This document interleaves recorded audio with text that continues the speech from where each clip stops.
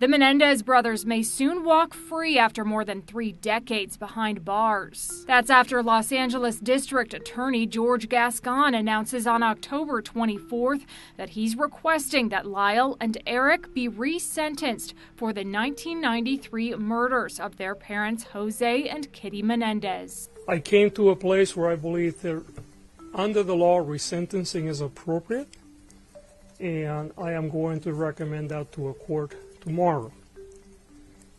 What that means in this particular case is that we're going to recommend to the court that the life without the possibility of parole be removed and that they will be sentenced for murder, which, because there are 2 murders involved, that will be 50 years to life. However, because of their age, under the law, since they were under 26 years of age at the time that these crimes occurred, they will be eligible for parole immediately. The district attorney, whose office announced in early October that it was reviewing the decades-old case, adds that new evidence has contributed to his recommendation. The news about the brothers' potential release from prison comes amid renewed interest in the Menendez's case in recent years. In addition to 2 recent Netflix series about the murders, including a Ryan Murphy anthology series and a docu-series, there has been new evidence presented in the case. In 2023, a former boy band member of Menudo said in a Peacock documentary that Jose Menendez sexually assaulted him when he was 14 years old. Journalist Robert Rand also revealed a decades-old letter that Eric wrote in 1989 when he was 17, detailing his father's alleged sexual abuse. While the abuse claims were prevalent in the brothers' first trial in 1993, which ended in a mistrial, lawyers in the second trial were limited on the evidence and testimony that could be used. That trial ended with the brothers' conviction for first-degree murder. They were sentenced to life in prison without the possibility of parole. The brothers, who were 21 and 18 when they admitted to killing their parents, have maintained they endured years of sexual abuse by their father. The recommendation from the prosecutor's office is not the last word on Lyle and Eric's future. A judge will have the final call on resentencing the brothers. Their next court hearing is scheduled for November 26th.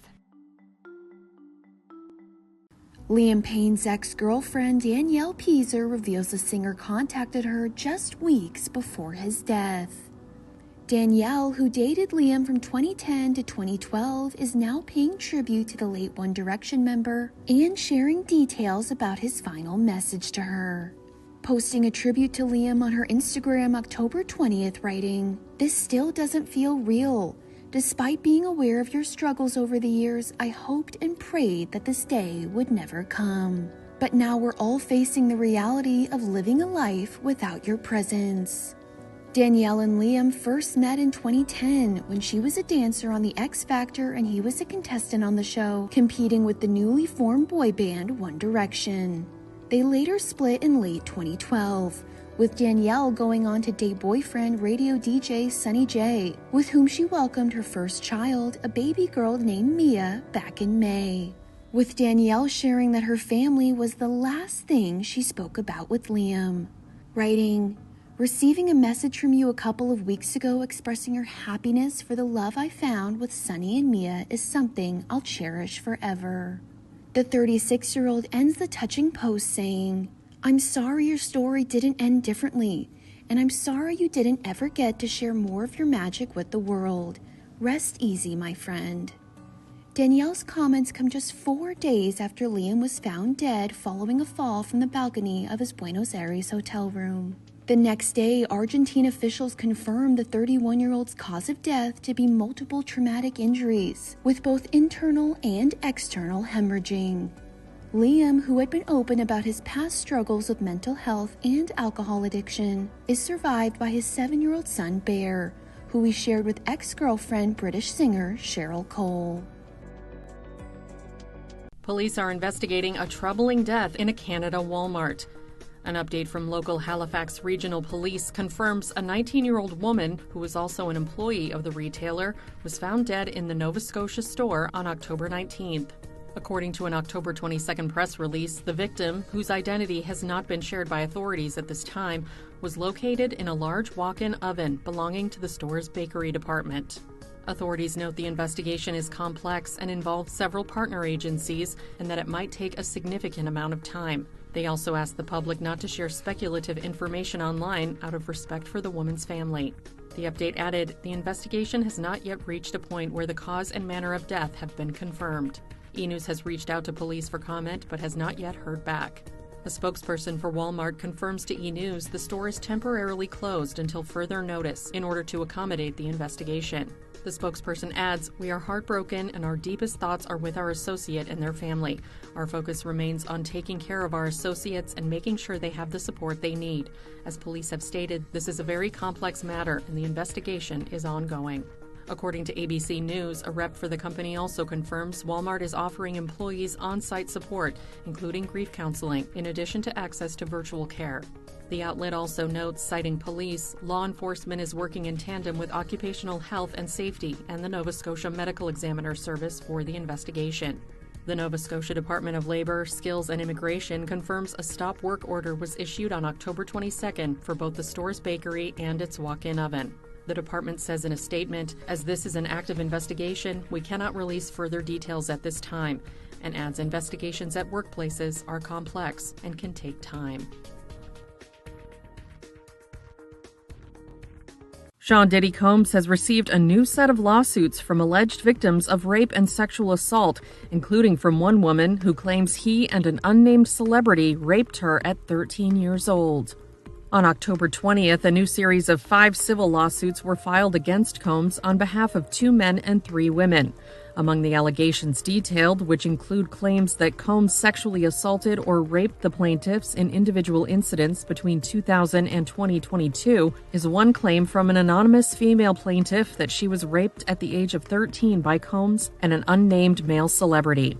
According to the filing obtained by E-News, in September 2000, when the plaintiff was 13 years old, she had a friend drop her off at New York's Radio City Music Hall so she could try and sneak into the MTV Video Music Awards. While unable to enter the venue without a ticket, the plaintiff approached several limousine drivers outside the venue, one of whom claimed to work for Combs. According to the suit, the driver, quote, told her that Combs liked younger girls and said she is what Diddy was looking for, and to come back later that evening for an after party. When she returned later, she claims the driver drove her alone to a house where she was asked to sign a non-disclosure agreement, of which she never received a copy. The plaintiff claims she was given a beverage which made her, quote, feel woozy and lightheaded, and that she went into an empty bedroom to lie down. It was there, she claims, that Combs entered with 2 celebrities, 1 male and 1 female. According to the plaintiff, Combs and the male celebrity stripped her of her clothes, and then the male celebrity held her down as he raped her, while Combs and the female celebrity watched. The male celebrity and Combs then allegedly switched, with Combs raping her as the 2 celebrities watched. The plaintiff claims Combs then attempted to force her to give him oral sex, but that she hit him in the neck and fled the room. After fleeing the party, the plaintiff allegedly reached a gas station where she was able to call her father for help. In response to the new filings, Combs' lawyers referred E-News to a previous statement, claiming the barrage of filings were attempts to garner publicity. His lawyers told E-News, Mr. Combs and his legal team have full confidence in the facts, their legal defenses, and the integrity of the judicial process. In court, the truth will prevail that Mr. Combs has never sexually assaulted anyone, adult or minor, man or woman.